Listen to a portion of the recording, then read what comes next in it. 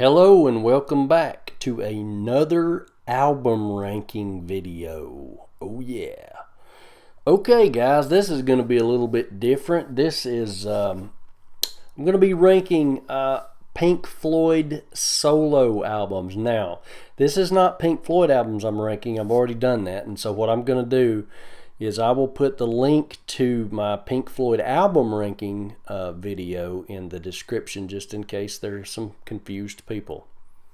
This is about solo efforts by Pink Floyd members.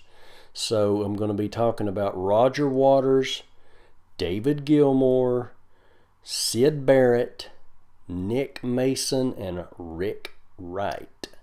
And they released some solo albums. So let me say right now, right off the bat, there's a couple of albums that I'm not going to be talking about just because I don't really feel that they are solo albums. And that is Z, the effort with Rick Wright, and I think wait a minute, that was Nick Mason and Rick Finn or somebody.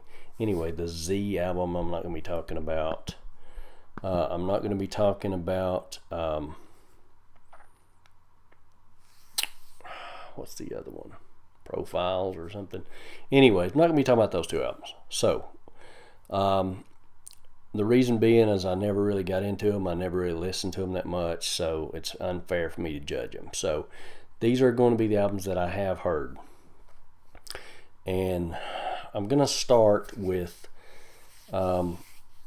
they're going to be basically, let's see, 1, 2, 3, 4, 5, 6, 7, 8, 9, 10, 11, 12, 13 albums that I'm going to be talking about. And I'm going to start with number 13, my least favorite album. And it was an album released by Roger Waters in 1987 called Radio Chaos. Let me get this out of the way first. I love Roger Waters. I love his music and his singing. A lot of people don't like his singing. I enjoy it. I enjoy all the work he did with Pink Floyd, and I do enjoy some of his solo efforts. He is probably one of the greatest rock and roll lyricists of all time. So there's nothing taken away. I've seen Roger Waters in concert twice. I love Roger. I love all that he does and his music. However, in 1987, he released an album to compete with Pink Floyd's Momentary Lapse of Reason, which is my least favorite Pink Floyd album, but still I like the album. It was called Radio Chaos. I'm going to be honest with you guys. I hate this album. This sounds like Roger. I love the lyrics. I love the idea. I love the Cold War atmosphere and the concept. I can't stand this album. I do not like the music. I do not like the production. This sounds like Roger is whining over a Casio keyboard. It is so 80s it makes me want to vomit bubblegum. I cannot stand this album. And a lot of people will point out, well, what about the tide is turning? I can't stand hand-holding anthems. We are the world. Don't give me all that trash. I can't stand it. I don't like this album at all. There's not one song that I can choose on this album that I like. And it's simply because it's not because of the words. It's not because of the lyrics. It's not because of the way Roger sings. It's the music. I can't stand this terrible 80s sound. And don't get me wrong, I love the 80s. I love music from the 80s, but this is just, it's like I said, it's like Roger went to Radio Shack and bought a Casio keyboard and just turned the button on and started singing. I don't like it. So there's nothing really that I can say about this album other than it's just garbage to me. I never listened to it. So next is Rick Wright released an album in 1996. It was good to hear Rick again. Very emotional album, very personal album for him. It's got some very good music, very good atmosphere on this album. I really hated to rank it so low, but there's a couple of songs where he has Sinead O'Connor, and I can't stand Sinead O'Connor. And the song Breakthrough on this album, he did live with David Gilmour, and I absolutely adored this song. And so I went out and I bought Broken China because I was thinking, oh, this song is on this album. I was listening to the album. I was like, man, this is a really good album. And then Sinead O'Connor comes on. She's singing the song instead of Rick Wright. Rick Wright sung it live and did it justice. I can't stand Sinead O'Connor. She really brings this album down for me. I hate to rank it so low because I really do like the album, but I don't know. I mean, it's a little too melancholy. A lot of it sounds kind of similar. So it has to be ranked a little bit lower. Okay, next is going to be About Face by David Gilmour. He released it in 1984. This is 80s rock, but it doesn't sound like Radio Chaos. It doesn't have the, the keyboard cheesy cheese sound. There's some cheesiness to it because it's from the 80s, but it's guitar 80s pop rock. I mean, it's just a solid album. There's some really good tracks on it. No standouts really. I think I like Murder is a good one. Let's Get Metaphysical is a great instrumental. I love the opening track. I mean, it's a solid album. It's okay, but it's just very generic. It just sounds like just a generic 80s album, so it doesn't rank very high for me. Next in line would be Roger Waters released an album in 1984 called Pros and Cons of Hitchhiking. There are elements of this that sound like Pink Floyd. As a matter of fact, this would have been a Pink Floyd album had the band not chose to perform The Wall, because Roger brought in both this concept and the Wall concept at the same time. So this would have been a Pink Floyd album. Had it been a Pink Floyd album, it probably would have been a lot better. Although, I mean, I love The Wall 10 times better than this, but, it's a great album. There are moments in it that it sounds like Pink Floyd, Running Shoes. So I stood by the roadside. I mean, really, really Floydy, and a lot of sound effects. Roger's big on that type of stuff. So, Go Fishing's a good song. Sexual Revolution. I mean, it's a good album. I like it a little bit better than About Face just for that reason, but it's a little bit too mellow for me. In most part, it's that drawn and on and on and on, sort of like the Final Cut, only without Dave Gilmour. So, the next one is going to be Is This the Life We Really Want by Roger Waters, 2017. I like this album. I really do. But, I mean, I like it a whole lot better than Pros and Cons or that Radio Chaos ridiculousness. But this album to me is what I was afraid it was going to be, in a way. It's Roger Waters sort of rambling on, and then some female vocals in the background.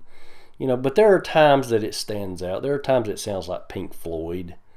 There are times that it sounds like Radiohead even, some of the music. So it's a solid album, and I do enjoy it, but it's just not a masterpiece. And Rogers can make masterpieces. He just, after he left Floyd, it was very difficult. I think he made one masterpiece after that, and we'll get to that later. But Is This the Life?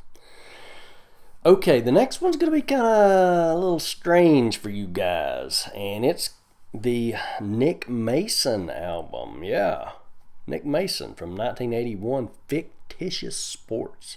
So why in the world would I rank that crazy album over, two of Roger's albums, or three of Roger's albums, and one of Dave's and one of Rick's? I like experimental music. And this album was fun.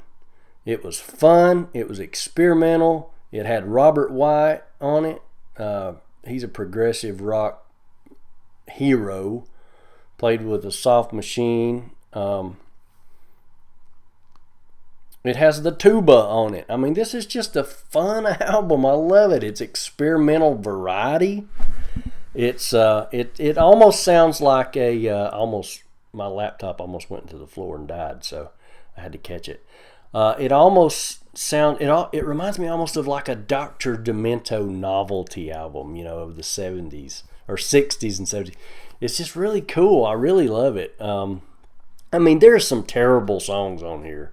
There's some bad moments, but again, I mean, it's got Robert Wyatt. I mean, Nick Mason had fun with this album. You could tell. It's a fun album. It's a humorous album. Very experimental. Almost psychedelic in a way. So, a lot of people are not going to like this album. I can tell you that right now. A lot of people it's not very accessible. But I like it, and it's fun to me. And I would rank it higher, but I feel like there's a few better albums. The next one I'm going to rank is David Gilmour released an album in 2006. I like to listen to this album a lot at nighttime. It's called On an Island. He had help from Crosby, Stills, and Nash on this album. They sung some background vocals, harmonies. It's a very mellow album. I think one reviewer called it the most boring album you'd ever heard. But to me, it's a nighttime album. It's something you want to listen to.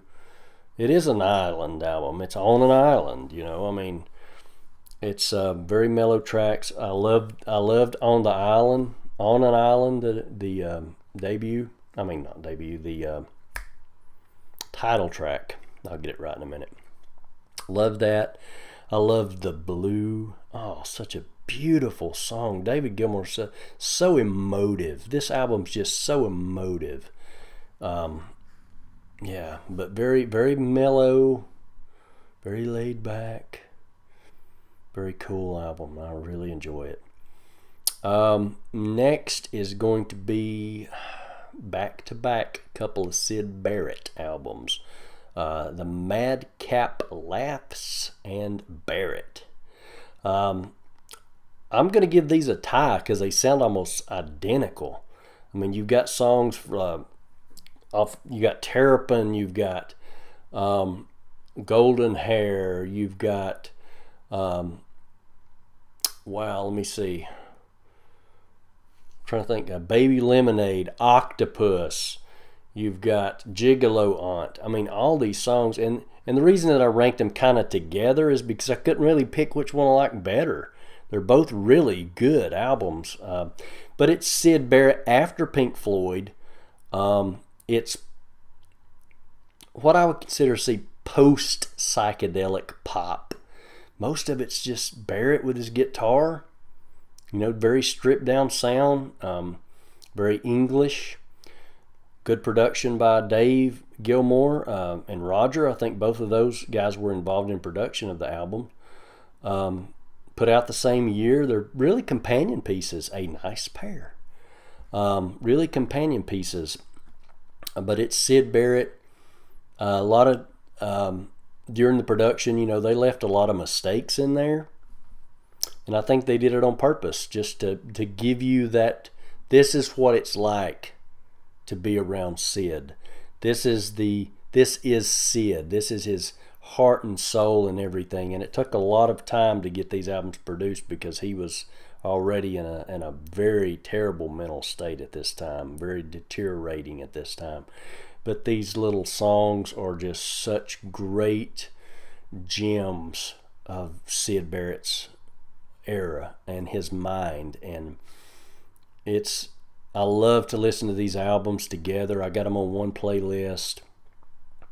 Such wonderful pop songs, very bizarre lyrics. There's some strange chord progressions, but it's really good. So the Madcap Laughs and then Bear It, and they are tied. Okay, next in line is the album released by David Gilmour in 2015. This was after they released the Pink Floyd Endless River album. And it's what I consider to be Dave pop. It's kind of a blend between On an Island and About Face to me. It's got some great moments, great Floydian tracks such as In Any Tongue. It's got some jazzy stuff on it. Girl in a Yellow Dress or something of that nature. It's got some pop on it, Rattle That Lock. My favorite song is In Any Tongue because it sounds so much like Pink Floyd. But there is a song off this album that really, I can't bear to listen to it a lot because it's a song that David Gilmour wrote for Rick Wright after Rick Wright passed away, and it's called A Boat Lies Waiting. And every time I hear that song, I think of my grandpa, and it just, I can't hardly stand to listen to it because it reminds me of him so much. It really, really has an emotional impact on me. So, even talking about it. So I'm going to go to the next album, and it is, where am I at here? Okay. Wet Dream by Rick Wright, 1978, and this was around the same year David Gilmour released his first album, and it was 1 year after the Animals album by Pink Floyd was released. Wet Dream, 1978. I love this album. Rick Wright, lots of jazz in it, but it's a lot of Floydian atmosphere here. Oh, wow. Yeah, this album, you just have to hear it from the beginning to the end. There are some cheesy moments on it, I guess, and you know, there's some songs I will skip, but overall, I mean, this could have been a Pink Floyd album. Some of these songs could have been Floyd songs, written by Rick Wright and offered to the band, and they really could have made something out of it. But Wet Dream, I know it's kind of a funny title and but it's really, he liked to sail. Rick Wright liked to sail, and so it's about that. It's got some watery type songs on it, I suppose, but it's a very mellow album, very atmospheric, very jazzy at times, and some upbeat stuff too.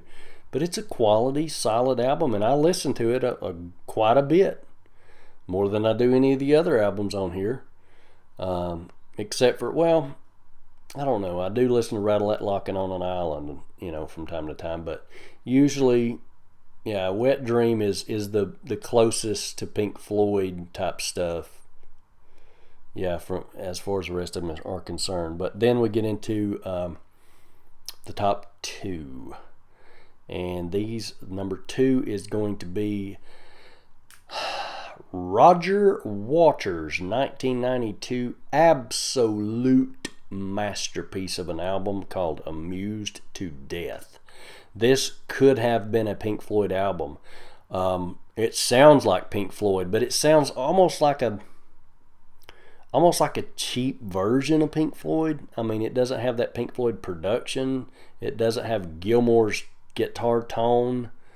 But it could have been a Pink Floyd album, and if it had Gilmour and Wright on it, it would have been one of their best albums. I mean, the lyrics to this album, the concept is just absolute Floyd. Roger, I mean, he killed it on this album. This is a great album. This is a fantastic album. Amused to Death, What God Wants, I love that song. It's a Miracle is probably one of the most absolutely incredibly beautiful songs I've ever heard, except for there's also kind of an aggression to it as well, an aggression, and it's kind of humorous at parts when he talks about Andrew Lloyd Webber in it. But this album, I mean, there's really not much I can say about Amused to Death other than it is one of the greatest albums. I mean, and I just so wish they would have got back together and made this a Pink Floyd album. It should have really been a Pink Floyd album. So, number 2, Amused to Death. Okay, my favorite Pink Floyd solo album of all time is a small album. It's not a big masterpiece like Amused to Death, but it was released by David Gilmour in 1978, and it's called David Gilmour. I love every track off this album. He uses Roy Harper in a song called Short and Sweet. This song just blows me away. He's got Raise My Rent, which is an instrumental guitar solo. It sounds almost like the guitar piece that inspired him for the Division Bells, What Do You Want From Me? He's got There's No Way Out of Here, which is probably the hit single off the album. Just a absolutely wonderful song. Definitely I Can't Breathe Anymore. But my favorite song off this album is it starts out with a piano piece, and he has one of the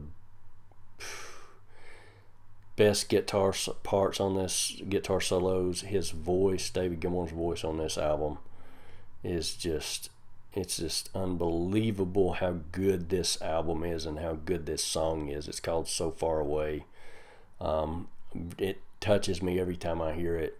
It's a very personal song, but this album is a very personal album, and it is my favorite Pink Floyd solo album. David Gilmour, 1978. If you enjoyed this video, please give me a thumbs up, subscribe if you haven't already, and share if you would. I'm going to try to keep my channel going and try to get some good quality content from you guys. I know I'm probably not the most entertaining person in the world, but hey, I'm here and I'm giving you my thoughts, and I like some feedback from you guys. So until next time, take care.